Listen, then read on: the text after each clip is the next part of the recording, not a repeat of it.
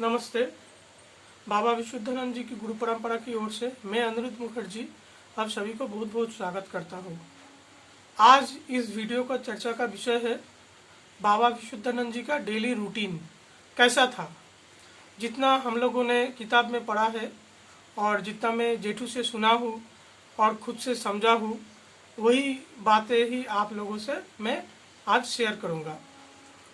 बाबा विशुद्धानंद जी रात को 11:30-12 बजे या कभी रात को 2 बजे वो नींद से उठ जाते थे और फिर उन्होंने फ्रेश होके अपने जो साधना का काम है उनमें वो लग जाते थे।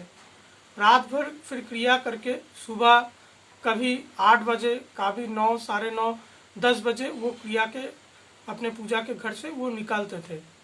कभी कभी और थोड़ा देरी हो जाता तो वो कभी अगर वो वर्धमान आश्रम में है तो उनका कभी मन किया कलकत्ता जाके देखे क्या चल रहा है, बंडुल जाके देखे क्या चल रहा है, बनारस जाके देखे क्या चल रहा है, तो वो अपने स्थूल शरीर सहित ही वो पूरा वो जगह फिर घूम के आते थे और 10 साढ़े 10 बजे फिर पूजा के घर से वो निकल आते थे। वो कभी कभी होता था।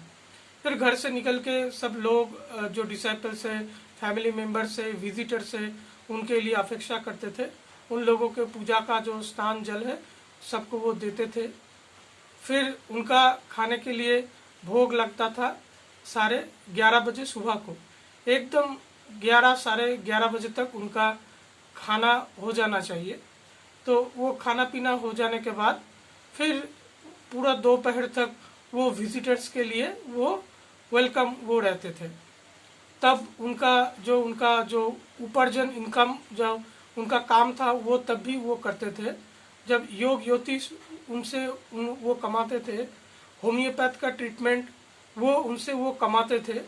तो उनका ट्रीटमेंट का क्या पद्धति था कि वो अगर कोई पेशेंट आता है तो वो फिर वो देख लेते थे इनका कितना आयु है।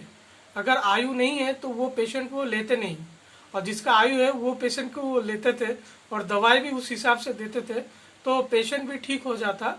तो उनका काफ़ी नाम भी हुआ और उनसे उनको जो इनकम है वो उनसे उनका वो चलता था।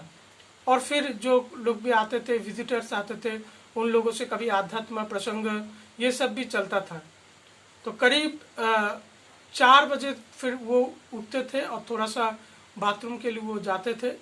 तो कभी वो सब खत्म करके थोड़ा सा वो घूमने के लिए आफ्टरनून को थोड़ा सा बाहर वो जाते थे कि थोड़ा सा घूम के आते थे पैदल, या आश्रम में ही वो चक्कर लगाते थे।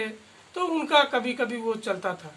जब भी फिर शाम होने लगता था तो फिर उन्होंने वो फिर सब बाहर से लोगों से मिलने के लिए सब कुछ बंद, और एकदम टाइम पकड़ के जब शाम होने वाला है वो चले जाते थे अपने साधना कक्ष में।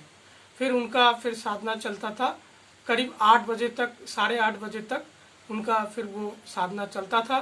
फिर 8:30 बजे वो निकलते थे और थोड़ा सा भोजन लेते थे, थोड़ा सा कुछ लूची जो होता है, कचौड़ी, थोड़ा सा कुछ मिठाई, बहुत थोड़ा सा वो कुछ लेते थे। और 8:30 बजे मैक्सिमम 9 बजे तक वो थोड़ा सा विश्राम करने के लिए चले जाते थे। फिर विश्राम 9 बजे जाते थे और फिर रात को 11:30-12 बजे कभी उठ जाते थे, रात को 2 बजे कभी उठ जाते थे। और जैसा उनका क्रिया रहता था, जैसा उनका शेड्यूल था, और फिर रात भर सुबह तक उनका फिर वो क्रिया वो चलता था।